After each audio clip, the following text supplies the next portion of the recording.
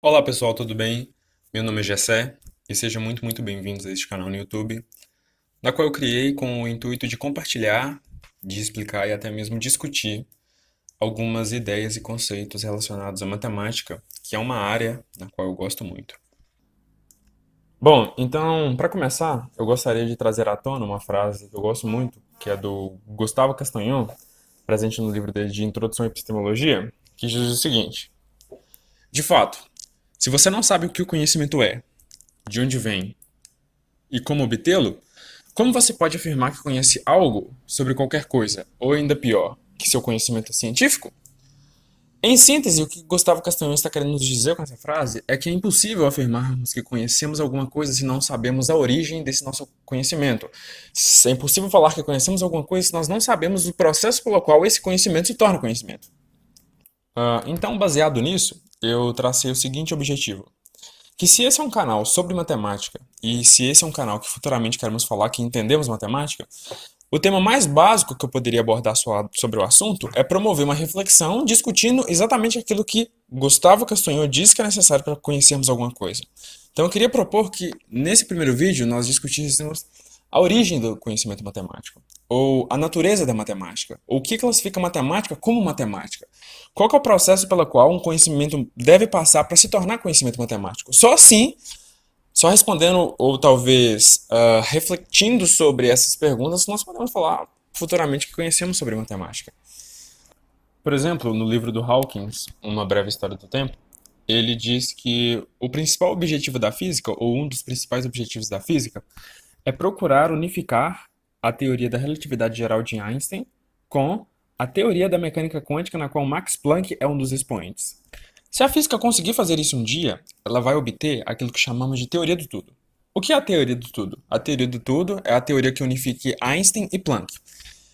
Um dos importantes aspectos sobre essa teoria é que ela vai ser capaz de explicar o universo, isso se ela existir um dia. Segundo Hawkins, ela vai ser capaz de explicar o universo desde a sua origem, desde o seu desenvolvimento até o seu final.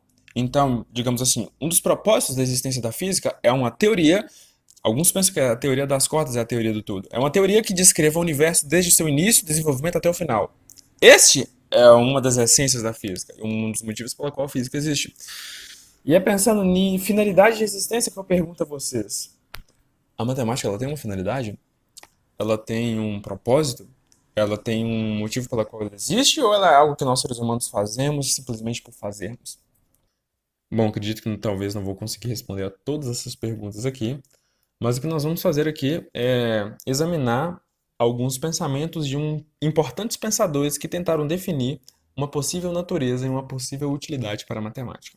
E o primeiro desses pensadores é Platão, o famoso Platão, o filósofo grego, o discípulo de Sócrates. Você pode estar pensando, bom, José, a área de Platão é a filosofia. O que ele pode contribuir com seu pensamento em relação à possível natureza e uma possível utilidade para a matemática? Eu vou concordar, Platão de fato era filósofo, ele não era matemático.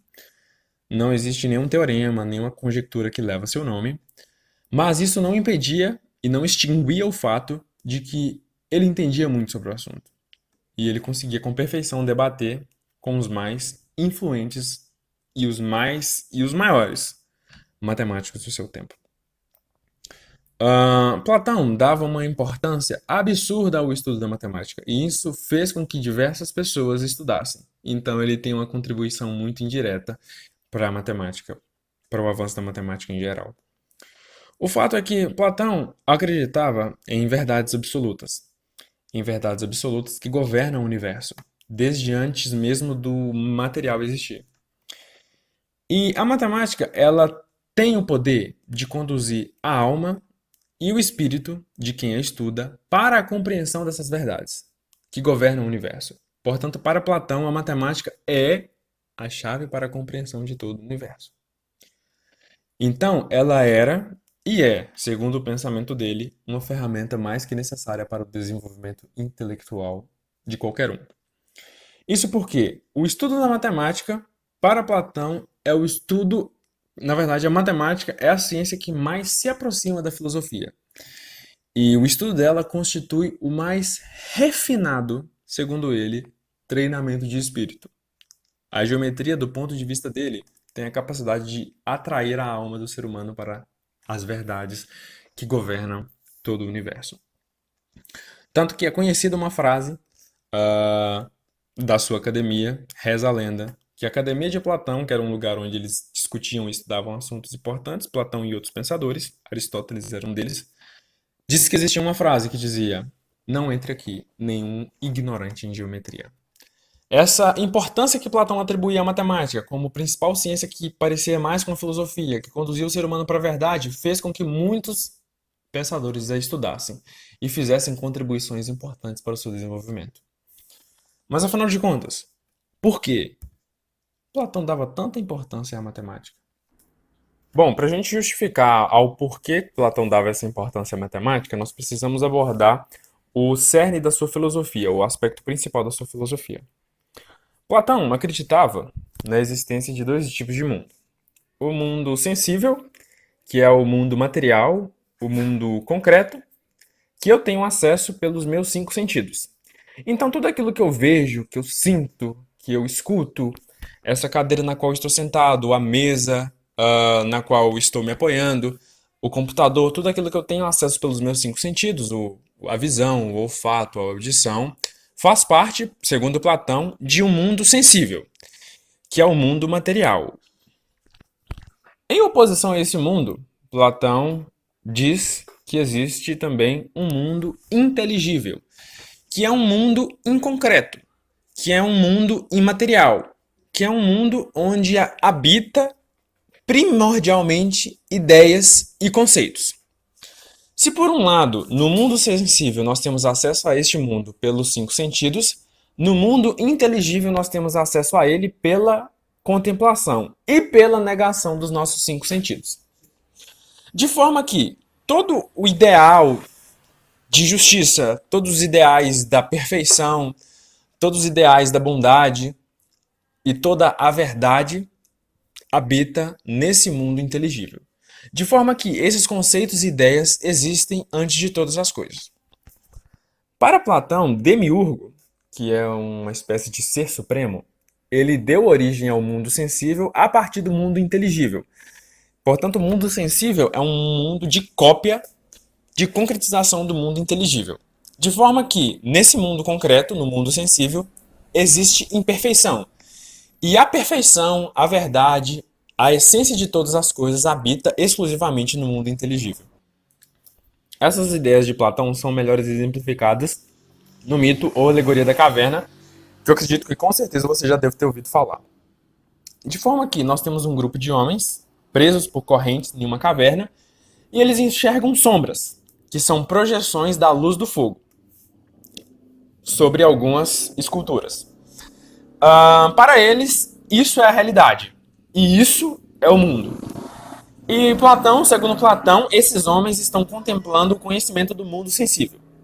Mas existe um homem que sai da caverna e que agora contempla o mundo não mais pela luz do fogo, mas sim pela luz solar. E quando ele contempla o mundo pela luz solar, ele contempla o verdadeiro mundo. Ele contempla a essência de todas as coisas. Ele contempla o mundo como de fato ele é. De forma que esse homem faz uso, adquiriu o conhecimento do mundo inteligível, que é o mundo das ideias. Então, para Platão, no mundo inteligível existe todo o conhecimento verdadeiro. Existe todo o conhecimento que importa para o ser humano conhecer. No mundo inteligível existe toda a perfeição e existe a essência de todas as coisas. De forma que no mundo sensível nós temos a realidade como de fato ela é. E não no mundo insensível. No mundo sensível nós temos uma cópia imperfeita, nós temos uma falsa apreensão da realidade. Portanto, para Platão, os números e objetos matemáticos são entidades presentes no mundo inteligível. Então, no mundo inteligível, nesse mundo imaterial, nesse mundo ideal, nesse mundo onde possui apenas conceitos e ideias, nesse mundo onde existe perfeição, onde existe verdade, onde existe a essência de todas as coisas, a matemática está presente nesse mundo. Então, o estudo dela, como a gente viu lá atrás, é capaz de levar o ser humano à verdade, porque a matemática está nesse mundo ideal. O estudo da matemática é capaz de levar o ser humano a compreender a realidade como de fato ela é. Nossa, filosófico isso, né? Isso, e a partir dessa ideia de Platão, de que a matemática está presente nesse mundo ideal, nesse mundo de ideias, nós podemos tirar algumas conclusões. E a primeira delas é que, para Platão, a matemática ela não tem relação nenhuma com o mundo físico, com o mundo concreto, com o mundo sensível. Porque o mundo físico, o mundo concreto e o mundo sensível, como a gente já viu, é cópia imperfeita do mundo inteligível. Então, por exemplo, futuramente lá, Galileu vai dizer assim que o universo está inscrito em uma linguagem e essa linguagem é matemática. Para Platão, isso é mentira. Para Platão, a matemática não é algo que está correspondendo à descrição de fenômenos do mundo concreto. Para Platão, a matemática é muito mais uma estrutura de pensamento do que uma ferramenta para descrição dos fenômenos do mundo natural. E uma outra ideia interessante que a gente pode abstrair disso é que, para Platão, o ser humano não inventa a matemática. O ser humano a descobre pela contemplação e negação dos 5 sentidos. Futuramente nós vamos ver lá Aristóteles falando que matemática é um produto da mente humana para a descrição do universo. Não, para Platão isso é furada. Para Platão o ser humano faz uma descoberta e não uma invenção da matemática. E essa matemática está no mundo inteligível.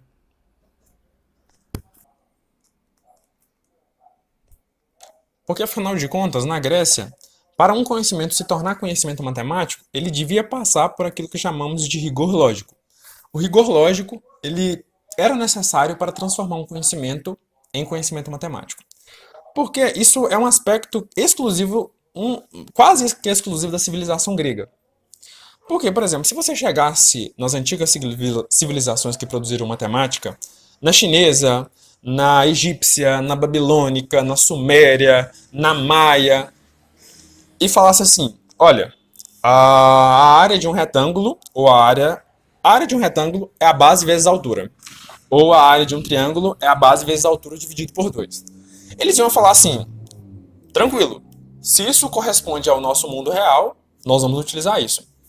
Porque nas outras civilizações, exceto a grega, a matemática ela tinha uma preocupação em resolver problemas de cunho econômico, social, astronômico.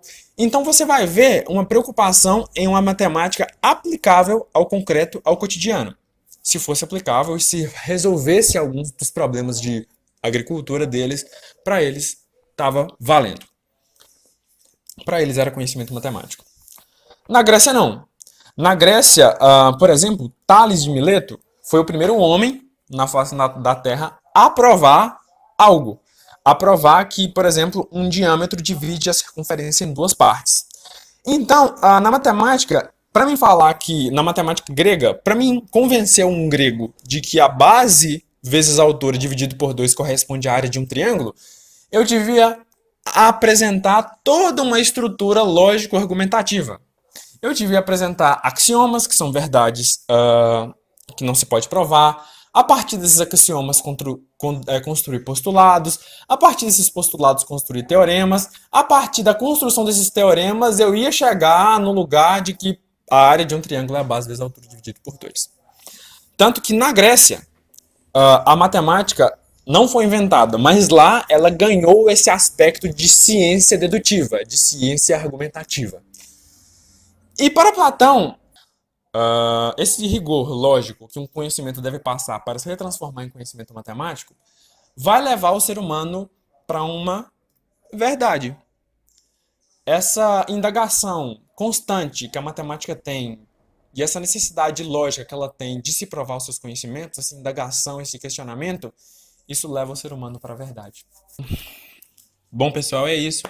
Em síntese, nós nominamos esses pensamentos de Platão como realismo platônico, que é o nome dessa corrente de pensamento.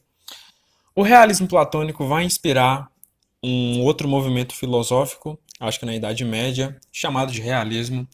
O realismo vai inspirar uma corrente da filosofia da matemática chamada de logicismo, que vão ter como 2 grandes expoentes, vão ter outros expoentes, mas eu queria destacar aqui o Bertrand Russell e o Freire, que são 2 monstros da matemática. E não é só isso, existem diversas maneiras de se pensar matemática, diversas maneiras de conceber o conhecimento matemático. Nós temos outras correntes filosóficas também, por exemplo, o antirrealismo de Aristóteles, que vai desencadear outros movimentos, que é uma completa negação daquilo que Platão pensava. E se você por acaso gostou do vídeo e quer se informar mais sobre essas correntes da filosofia da matemática e sobre outros assuntos, eu te peço que você compartilhe com seus amigos, dê o like, isso vai servir de muito incentivo para mim. E eu queria agradecer muito por você estar até aqui, por ter tido a paciência de me escutar até aqui. Obrigado.